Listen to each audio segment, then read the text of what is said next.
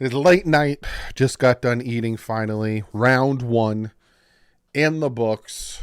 Obviously, Dolphins didn't make a pick, but we got a lot of things to talk about. Who's available? I'm going to look at some of the best, worst picks and all that good stuff. So let's jump into it.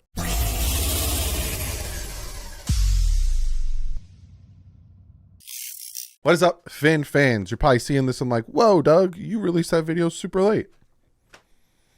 I sat down and ate. So, yeah. But before we jump into that, I got to shout out some people. First and foremost, I got to shout out new member in Jazza803 and a new patron in Go Hydra.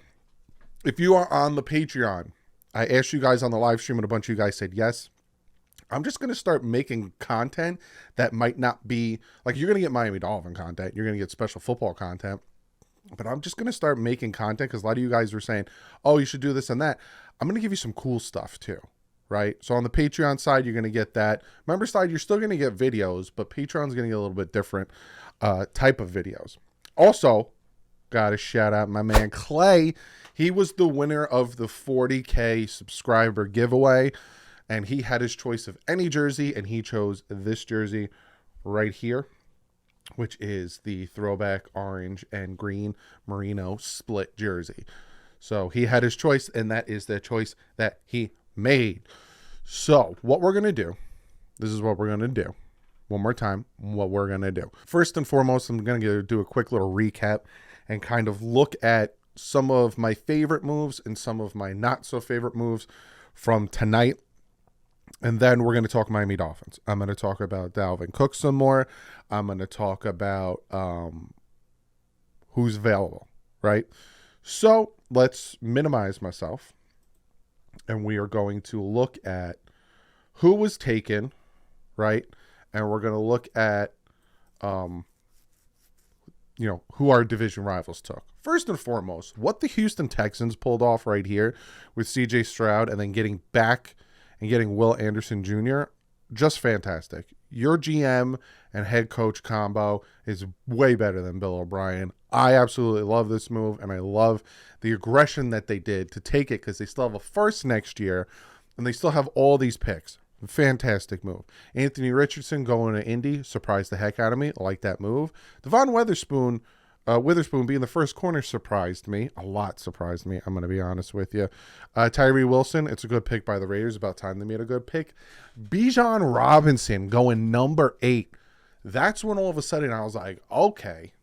They got Kyle Pitts and now they got Bijan Robinson. Surprised the crap out of me. Philly.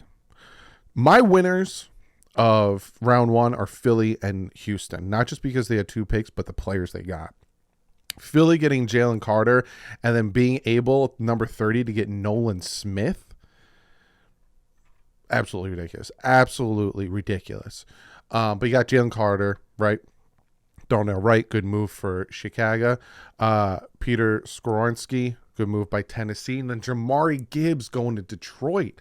Surprised the heck out of me. So many people are like, Jamari Gibbs might be there at 50 or in the second round, yada, yada.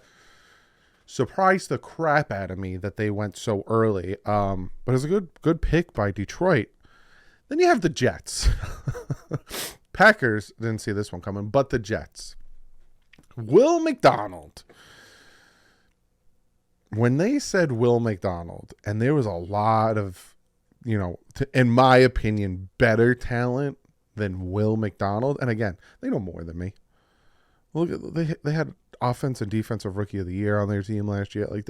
Just defensive. Was it offensive, defensive? Whatever. They know more than me. But Will McDonald, the IEIO, surprised the crap out of me. Manuel Forbes is a good move here for Washington. And then Detroit. Jack Campbell at 18. I was hoping he'd fall, but he wasn't going to fall. And then you look at everything else. These are, status quo picks. Ravens getting Zay Flowers. Cool pick there. Giants, Deontay Banks. Nice pick there. Dalton Kincaid. The Bills trading up to pair Dalton Kincaid with Josh Allen is going to be annoying for us Dolphin fans. Absolutely annoying. Did I pass the Patriots? I did. They took Christian Gonzalez. Also a good move. He was ranked the number one corner on a lot of people's boards. The Patriots and the Bills made good picks in the first round. The Jets, the Cowboys taking Mazi Smith. I feel like that's a little bit of a reach.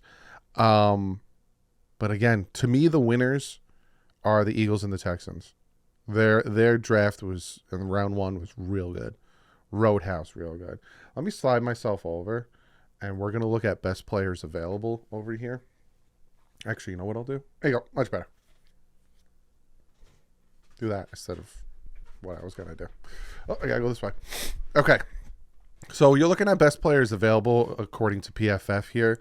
And some of these guys, like Brian Branch and Michael Mayer and Joey Porter Jr. and Osiris Torrance, still being available, especially these four right here, is very surprising. Now, the Dolphins picked 20. Pick 20. Yeah, 51. Pick 20.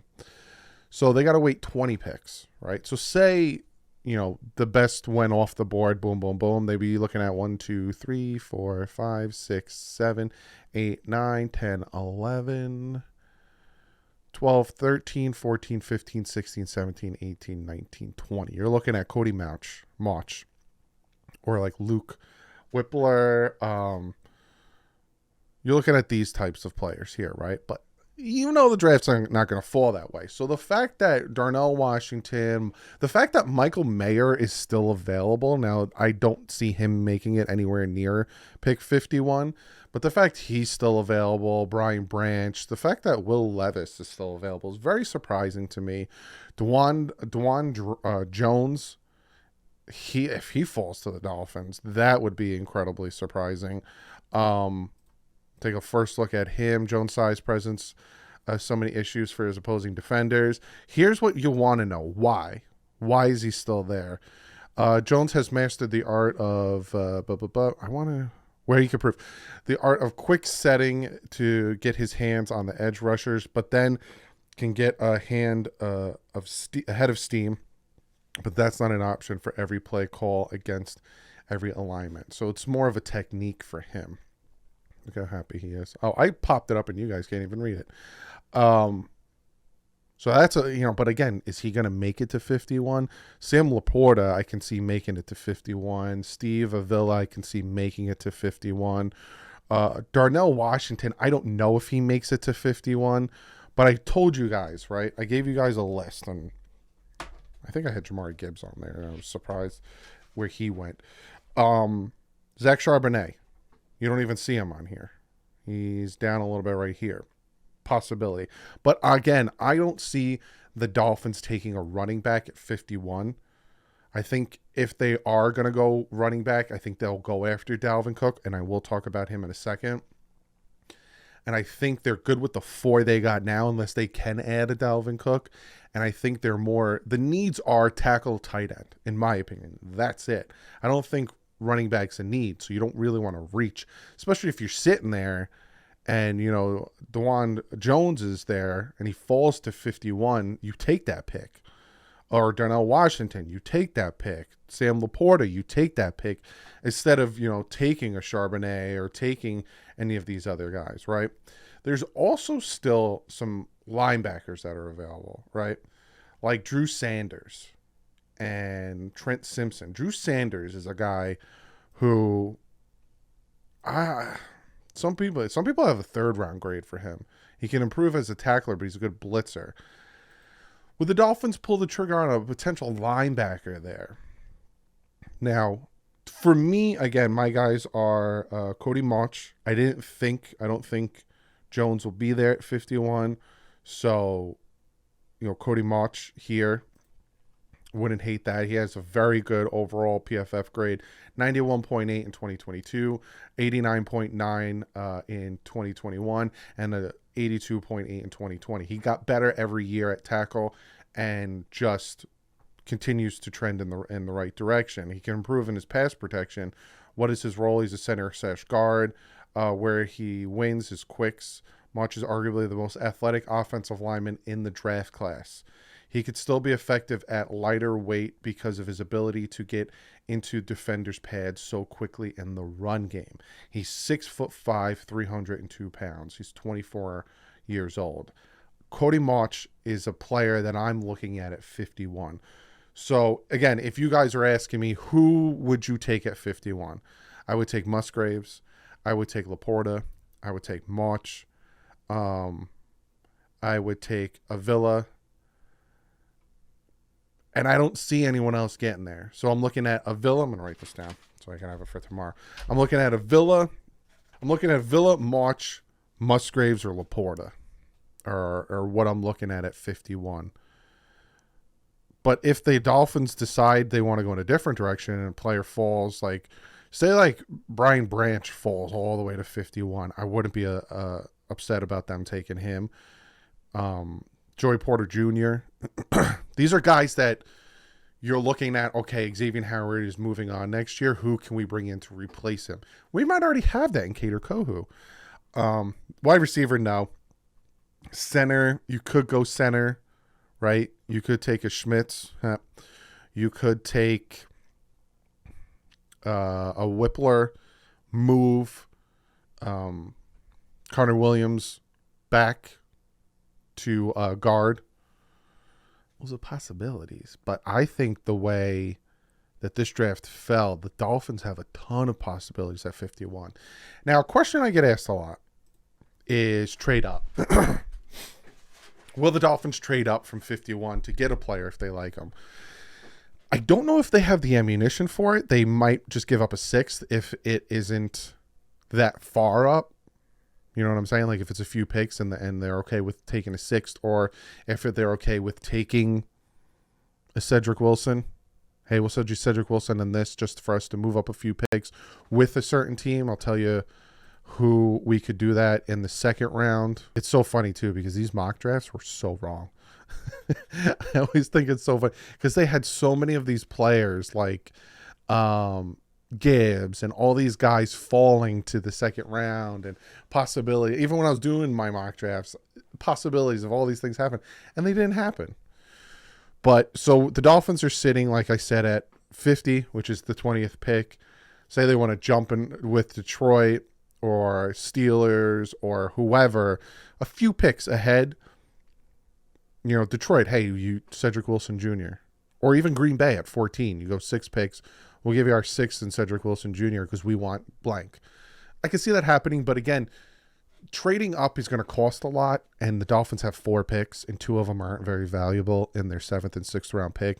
And then they don't have a 3rd next year or a 5th. So I think it's a 3rd and a 5th. So to try to make moves for next year, all of a sudden you're losing more draft capital. Unless they can do it and give pick and players away, I don't see it happening.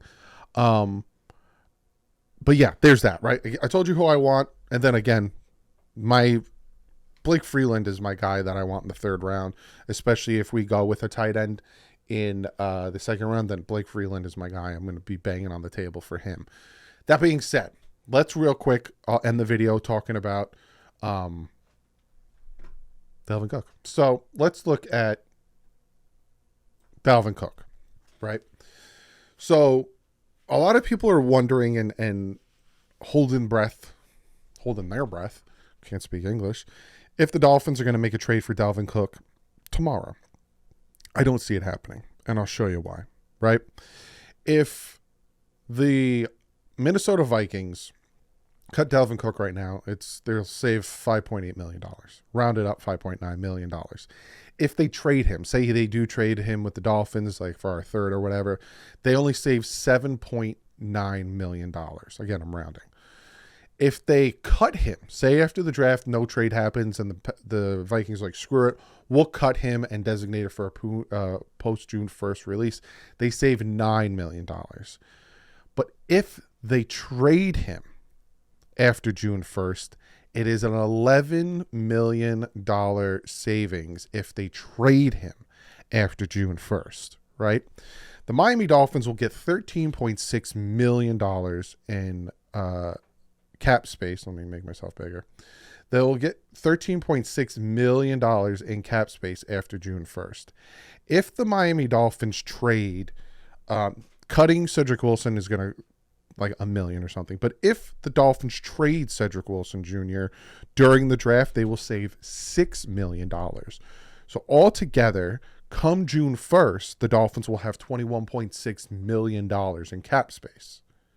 And they will, if they do trade for, Dalvin Cook, they'll take his $11 million on and either restructure, which 100% they're going to restructure, or they take the $11 million on and they pay him $11 million this year and then restructure and then do whatever for the other remainder of his contract. They can do that because they'll have $21.6 million.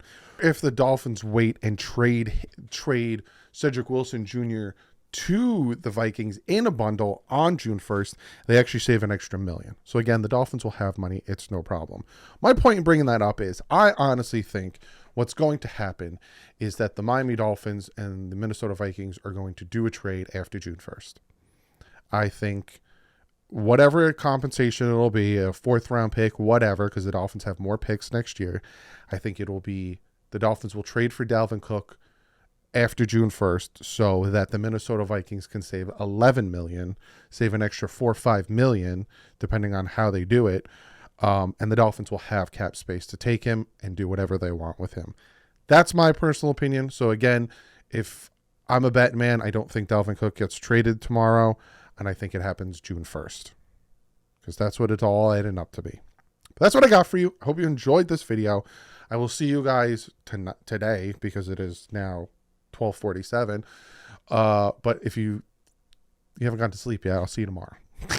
Tomorrow, today, depending on when you see this video. 6:45. Draft starts at 7. I'll see you guys at 6:45 p.m. I had to say that to somebody. Someone was like, a.m.? No, p.m. I'll see you at 6:45 p.m. And Dolphins pick 51 and 84. But other than that, like usual, stay classy. Events up.